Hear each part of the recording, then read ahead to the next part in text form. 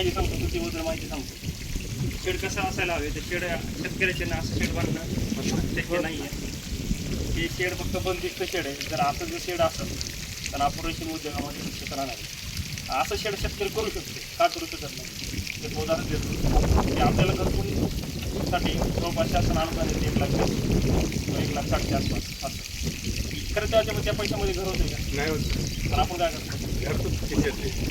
रेशीम शेडला काय करायचं? 3,25,000 कोकरासारख्या योजनेमध्ये 3,25,000 3,25,000 म्हणत असलं शेड होणार तुमच्यापासून 1,00,000 रुपये अजून जाणार. दोन्हीपेक्षा कोणी शेड नंबर होणार आहे की नाही? नाही. शेतकऱ्याचं कसं म्हणत की कमी खर्चामध्ये कसं शेड तयारी करता येईल त्याच्यातले दूर होते आपल्याला, बरोबर आहे का? त्याच्यामुळे शेड शेतकरी असं म्हणू शकत नाही. तर ह्या शेडची जर तुम्ही बघायला गेलात लांबी 72 आहे लांबी. आपलं एकरसाठी सांगत एकरसाठी लांबी किती लागेल? नाही मी तर त्या शेडची लांबी या 72, रुंदी 28 आहे रुंदी, आणि मध्ये हाईट आहे 15 फूट आणि साईडनं 2 फूट कमी. इकडे मध्ये 15 असेल तर साईडनं 13 फूट ते 12 फूट साईडनं, मध्ये थोडं उंच काहीच्या टाईप आहे ना मध्ये. आणि 11x12च्या 2 रूम आहेत.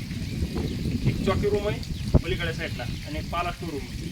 त्या 2 रूम ठेवायचं कारण काय आहे की एक पाला स्टोर रूम आहे, ते रूमचं कारण आहे की पाऊस कंटिन्यू असेल त्याच्यासाठी पाला स्टोर करण्यासाठी तिथं पाला स्टोर केला जातो. त्याच्यानंतर पलीकडे चॉकी रूम आहे 11x12ची, तिथं 300 DAPLची कॅपॅसिटी आहे. म्हणजे इथून आपण बाहेरून चॉकी आणि नाही स्वतः आपण इथं तयार करतो आणि इथं माल काढतो. आम्ही चॉकी तयार केलेला आम्हाला 80-85 किलो 100 DAPLला ॲव्हरेज टिकतं इथं सध्या. आणि शेडचे ते आता हे जे रॅक बघितले तुम्ही, त्या रॅकची लांबी आहे 50 फूट आणि रुंदी 5.5 फूट त्याची. आणि पहिला जे कपाय जमिनीपासून 1 फुटावर आहे, दुसरे दीड फुटावर आहे कप्पे रॅकचे.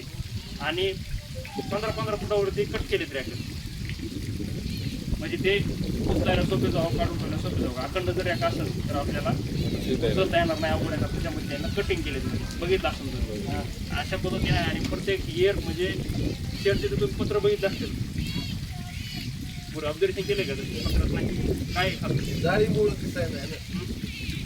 पत्राच्या काउंटिंग आपलं हे केलेलं आहे त्याला, म्हणजे हां म्हणजे गरमू नये, म्हणजे गरमी होऊ नये जास्त.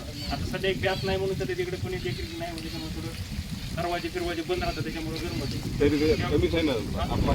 तापमान कमीच राहते. बाहेरचं तापमान जर 34 असेल तर ऑटोमॅटिकली 35 राहते. 4-5 ऑटोमॅटिक कमी होते त्याचं पत्राच्या. दुसरं तुतीची लागवड 2023ला लागवड केलेली, 6x2 वरची लागवड केलेली. टोटल रोपांची संख्या 2800 रोपसंख्या येत आहे. तर इथं आपण कमीत कमी 150 DAPL पुत्र बॅच घेऊ शकतो. इथं जेवढं पाल्यावरती आहे 150 अंडे पण मध्ये जवळपास 90,000 आळी आपण जगू शकतो. आता येईन त्या 20 तारखेला इथं शेडमध्ये बॅच लागणार आहे. आता पाला सध्या अजून आल्या नाही आहे. 10 दिवसामध्ये 10 तारखेपासून पाला बॅच घ्यायसारखा येतो. त्यावेळेस आपण अंडी बुकिंग करतात. अंडी आपल्याला 10 तारखेला जर आले तर 16-17 तारखेला आपली चॉकी तयार होते आणि आळ्याला पाला खायला सुरुवात होते. म्हणजे 150 DAPLची आता पुढची बॅच इथं लागते या पाल्यावर. अशा पद्धतीने इथं आहे. 6x2 वरती अंतर ठेवायचं कारण काय माहिती का? आंतर मशागत आपल्याकडे पहिलं नसल्यामुळं आपण ट्रॅक्टर अंतर्गत मशागत करतो. आणि पूर्ण तुम्हाला अंतर्गत मशागत दिसायची पूर्ण ट्रॅक्टरने केलेली. आणि दुसऱ्या मध्ये दोन्ही झाडाचे अंतर 2 फूट आहे. आणि ट्री पद्धत आहे. ट्री पद्धत जसं मी काल सांगितलं की 4x2 वरती जेवढा पाला निघणार आहे तेवढा पाला याच्यातच निघणार आहे. कारण तुम्ही बघू शकता पलीकडे झाड आहे तुम्हाला पाणी पडलं तिथे दिसायला बघा. त्याला खाली पान नाही पण वर शेंड्याला पान आहे. हां बरोबर आहे का? तशा पद्धतीने जर आपण नियोजन केलं तर पाला कसला पिवळा पडेल. आता हे आमचा पाला तुम्हाला बुडा दिसणार, हे पाला आम्ही छाटून घेणार म्हणजे आमचं काही ना जाते खाली. ह्याच्यानंतर तुमच्याकडे शेळ्या असेल तर शेळ्याला सुद्धा टाकू शकतो बुडाचा पाला. जेवढा तुम्ही बुडाचा पाला काढताल का तेवढा जास्त पाण्याचा फुटवा वरी होणार. खाली जर पानं जास्त असेल का पाण्याचा फुटवा लवकर होत नाही. त्याच्यामुळे खाल्ले पानं काढून घेणं खूप गरजेचं असते. आता आम्ही एक त्या कुरपणीने आलं का लगेच काढतो. त्याला 2 वर्ष झाले, 2-3 वर्ष झाले ना. मग 23ला लागवड केलेली, 23ला लागवड केली 6x2 वरती. अशा पद्धतीने इथले रेशीम शेडच्या आता विचारू शकतो.